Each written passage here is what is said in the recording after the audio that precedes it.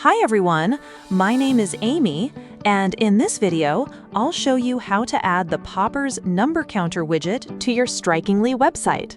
A number counter widget is a great way to showcase statistics, achievements, milestones, or key figures in an engaging and dynamic format. So let's get started. First, go to your Popper dashboard. Once you're there, click on Widgets from the left sidebar and then click Create New Widget. Now, search for Number Counter in the widget library and open it. After that, choose a layout according to your preference. Once the widget editor opens, you'll see the preview on the right side and the settings on the left side.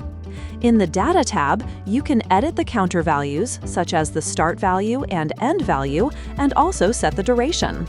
In the number formatting section, you can enable Smart Abbreviation and choose the thousand separator from the drop-down options.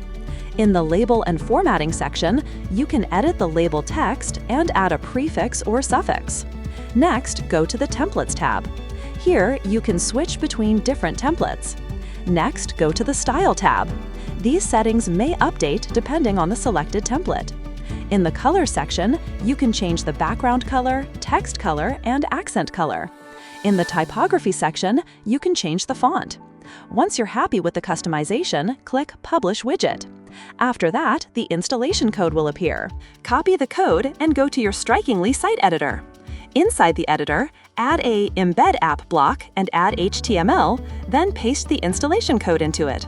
After that, save your changes and publish the site. Once your website is live, refresh the page and your widget will appear successfully. That's it for this video. I'll see you in the next one.